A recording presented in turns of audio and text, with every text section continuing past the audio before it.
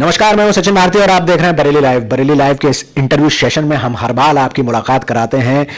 ऐसे लोगों से जिन्होंने अपना नाम अपने क्षेत्र में ऊंचा किया है, क्योंकि आज हम बैठे हुए हैं एक ऐसी शख्सियत के पास जिनका नाम है डॉक्टर शेख,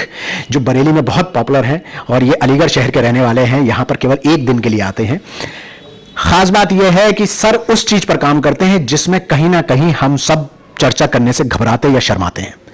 वो मुद्दा है, वो चीज है, वो विषय वस्तु है सेक्स, जिसके ऊपर हम लोग कभी भी बात करना पसंद नहीं करते और इधर उधर से बादशाह यूनिवर्सिटी या और कारणों से या और लोगों से जान पहचान से पूछकर उसका जवाब लेने की कोशिश करते हैं, जबकि ऐसा कभी नहीं होता। डॉक्टर साहब आज हमारे साथ हैं। आज हम उनसे इसी गंभीर विषय पर गंभीर सवालों के सहज और सरल जवाब लेंगे। उनसे ये जानेंगे कि इस विषय में व्यक्ति कितना सही और कितना गलत है, कौन कौन सी बीमारियां होती हैं, कौन कौन से उनके लक्षण होते हैं और उनका निदान कैसे होता है। डॉक्टर साहब बहुत बहुत स्वागत है आपका। शुक्रिया, आपका बहुत बहुत शुक्रिया और पूरी बरेली लाइव टीम का शुक्रिया कि आपने मेरे लिए टाइम निकाला और ख़ास तौर से मैं आपका बहुत बहुत दिल से आभारी हूं कि आपने मेरे लिए वक्त निकाला। बहुत बहुत स्वागत है डॉक्टर साहब का। डॉक्टर साहब, पहला सवाल जो अभी हमने चर्चा की है, हमें जो चर्चा कर रहे थे, अपने दर्शकों को हम जो दिखाना चाह रहे हैं कि हम जब बात करते हैं, खासतौर पे युवा वर्ग जो बात करता है, वो सेक्स की बात करता है कि सेक्स में समस्याएं होती हैं, सेक्स में बीमारियां होती हैं। सबसे पहला सवाल ये उठता है, क्या सच में सेक्स की समस्याएं या सेक्स समस्याएं होती हैं?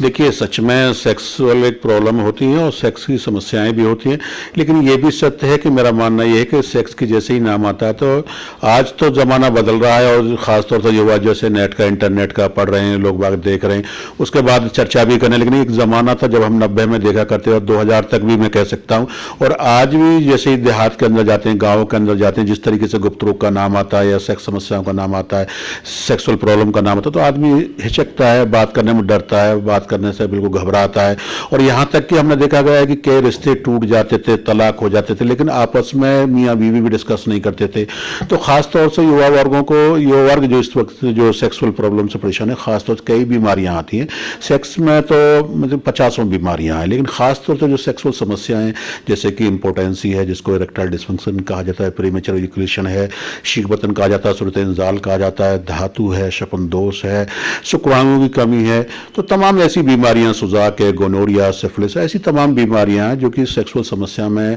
आती हैं, सेक्सुअल कैटेगरी में आती हैं और इनका इलाज है। लेकिन सबसे बड़ी दिक्कत ये होती है, मेरा मानना ये है, और 40 साल की चिकित्सा में जो मैंने देखा, ये महसूस किया है और आज भी महसूस कर रहा हूँ, जैसे ही सेक्स का नाम, कितनी हम पढ़ लिख गए, कितनी बात हो रही है कि कहने के लिए तो सरकार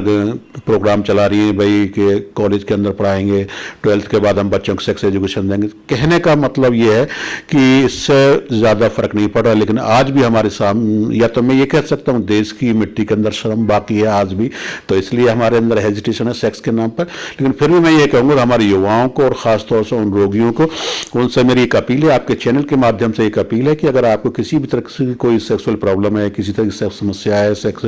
आपको नामर्द या शीघ्रपतन, शपनदोष है, जो भी कोई भी बीमारी अगर आप फेस कर रहे हैं या आपने बहुत किसी भी बीमारी से आप परेशान हैं, मियाँ बीवी में रिश्ता सही नहीं है और आपकी जो वैवाहिक जीवन है गड़बड़ है, किसी तरीके से कलेश है उसके अंदर, तो मैं यही कहूँगा किसी अच्छे डॉक्टर से सलाह करें, जिससे आप चाहे, मैं ये नहीं करें कि मेरे पास आइए, मेरी क्लिनिक पर आकर मुझसे विजिट करें, लेकिन जिससे भी करें अच्छे क्वालिफाइड डॉक्टर से। तो क्या ये ऐसा नहीं लगता कि कुछ लोग ये भी कहते हैं कि एक साइकोलॉजिकल होता है कि आदमी को सिर्फ मन से लगता है? नहीं, मैंने कहा कि सिर्फ 10% ऐसे केसेस होते हैं जो साइकोलॉजिकल होते हैं, वो खासतौर से इंटरनेट का सहारा लेते हैं और खासतौर से अलग अलग कंट्री की मूवी देखते हैं और देखने के बाद में देखते हैं कि भाई इस तरह का पेनिस है या इस तरह की बहुत है, या कई बार क्या है कि दिमाग में डर बैठ जाता है कि मेरी शादी होगी तो मैं जाऊँगा तो क्या होगा नहीं होगा, फिर यह करने से पहले सोचने लगे। तो कई 10% केसेज ऐसे भी आते हैं हमारे पास में, इसमें कोई दो राय नहीं, जो साइकोलॉजिकल होते हैं, मेंटली होते हैं और खासतौर से बहुत ज़्यादा डर जाती है। कई बार क्या है, बहुत सी डॉक्टर मैंने देखा है और मेरी क्लिनिक में बहुत पेशेंट आते हैं, तो वो बताते समय उस डॉक्टर के पास गया था कि वहाँ उसने कहा कि अगर आप शादी करेंगे तो जो आपको तो धातु बहुत जा चुकी है, आपको तो वीर बहुत ज़्यादा क्षीण हो चुका है, आपने तो ब्रह्मचर्य का पालन नहीं किया है, आप तो बेकार होंगे। तो उस तरह के जब ख्यालात दिमाग में आ जाते हैं, थॉट्स आ जाते हैं, तो उसकी वजह से उनके वैवाहिक जीवन डिस्टर्ब। लेकिन हमारी कोशिश होती है, हमारी क्लिनिक पर ये कोशिश होती है कि उनको किसी भी तरीके से पूरी तरह प्रिपेयर किया जाए, मेंटली प्रिपेयर किया जाए, और उनको किसी तरह भी कोई प्रॉब्लम है, किसी तरह कोई दिक्कत है, किसी भी तरह की सेक्सुअल प्रॉब्लम है, तो उसकी जाँच करने के बाद में उसका इलाज किया जाए। सब किसी तरह के नशे से क्या भाई आप जो सेक्सुअल ऑर्गन है उस पर प्रभाव पड़ता है? देखिए, नशे का वैसे तो मैं ये मान सकता हूँ नशे का बहुत ज़्यादा प्रभाव पड़ता है, लेकिन कई नशे ऐसे हैं कि जो सेक्स को डिज़ायर बहुत ज़्यादा बढ़ाते हैं। मैंने कहा जैसे अफीम है, लोग बाग टाइम के लिए बड़े मशहूर है, और जितने हकीम पहले हुए और आज से हज़ारों साल हुए, उनके हकीम के इमाम बना करते उनकी गोलियां दिया करते टाइम बढ़ाने के लिए, सबसे ज़्यादा लोग बाग इस्तेमाल करते हैं। उसी तरीके से भांग का बहुत ज़्यादा इस्तेमाल होता है, और दूसरे कई ऐसे, लेकिन जो लोग बाग कई बार क्या है इंजेक्शन वगैरह लेते हैं, जो है वो वीरान वगैरह लेते हैं, या कुछ और फेनॉर्गन वगैरह इंजेक्शन लेते हैं, और कई अलग चीज़ें लेते हैं, तो या बाजारू उस तरह की गोलियां, तो उनके साइड इफेक्ट बहुत ज़्यादा होते हैं। जैसे लोग शराब का सेवन बहुत करते हैं और उनका ये कहना होता है, बहुत सारे लोग हमें दिन भर में ऐसे लोग भी मिलते हैं जो कहते हैं कि शराब पीने से भी उनका टाइम बढ़ जाता है, तो क्या ये भी कारण होता है, या शराब दिमाग पे इतना अधिकार कर लेती है कि उसको कुछ ध्यान नहीं देता? दोनों में से क्या बात होती है? देखिए, शराब का जो असल में क्या है कि अधिकार बहुत ज़्यादा होता है, दिमाग को कंट्रोल करती है। पहली बात, अगर उस आदमी को, कोई भी आदमी है, अगर उसको लिमिट में पी रहा है, 1 या 2-3 पैक लेकर अगर वो इंटरकोर्स करता है, तो उसका टाइम निश्चित बढ़ना ही बढ़ना है, क्योंकि उनके दिमाग में सोचना बंद कर देंगे, ऐसा नहीं होगा फीमेल पार्टनर सेटिस्फाइड हो रही है नहीं हो रही, या कई बार क्या ये नहीं सोचेंगे कि मतलब मैं कर पा रहा हूँ नहीं कर पा रहा हूँ। कई बार असल में क्या, जब आदमी नशे में नहीं होता या कुछ दिक्कत नहीं होती, तो वो सोचता नहीं है, सोचता बहुत ज़्यादा है, जाने से पहले सोचता है कि मेरी बीवी को सेटिस्फाइड हो पाएगी या नहीं हो पाएगी, कितना टाइम लगा। जब वो नशे में थोड़ा सा होता है, तब वो मतलब बिल्कुल इन चीज़ों को भूल जाता है और अपना परफॉर्मेंस देने की कोशिश करता है। वहीं अगर कोई आदमी बहुत ज़्यादा पी लेता है, तो वो उसकी परफॉर्मेंस बिगड़ जाती है, वो कर भी नहीं पाता, और जिस चीज़ के लिए आया, जिस चीज़ के बेड पर पहुंचा, तो उसकी परफॉर्मेंस बहुत खराब, चाहे शराब हो या कोई भी नशा हो, वो नुकसान पहुंचाता है। तो परफॉर्मेंस प्रेशर की अगर आपने बात की, परफॉर्मेंस प्रेशर आदमी को इस फील्ड में आगे बढ़ाता है या पीछे हटाता है? देखिए, परफॉर्मेंस जो है बिल्कुल पीछे हटाता भी, पीछे भी आगे भी बढ़ाता है, अगर उसकी अच्छी सोच होगी, अगर हमारे माइंड, क्योंकि सेक्स साइकोलॉजिकल, जैसे आपने कहा 10%, मैंने कहा कि जो सेक्स वहाँ ऑर्गन में है ही नहीं।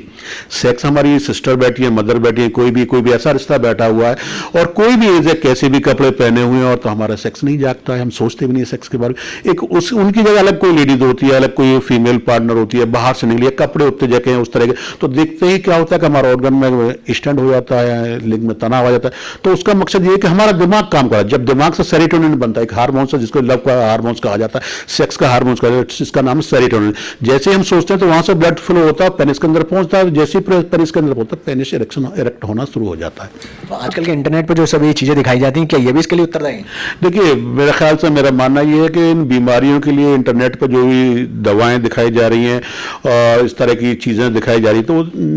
नौजवानों के लिए घातक ज़्यादा है।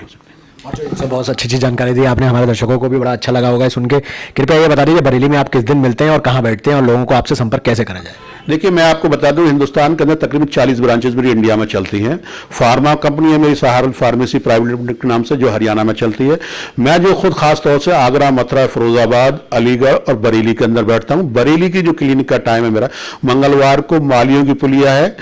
आप मालियों पुलिया पर आकर मुझसे मिल सकते हैं। मंगलवार के दिन आना, सुबह 10 बजे से रहता हूं, शाम 7 बजे तक का टाइम है। मेरा नंबर है 9837023223 पर भी आप कॉल कर सकते हैं, बात कर सकते हैं, और किसी भी चीज़ के बारे में विषय पर जानकारी ले सकते हैं। अगर किसी भी समस्या आपको लगता है, अगर आप चाहते हैं कि आयुर्वेद के तरीके से किसी भी बीमारी के बारे में उसका उपचार चाहते हैं, तो मुझसे कॉल कर सकते हैं। सेक्स से रिलेटेड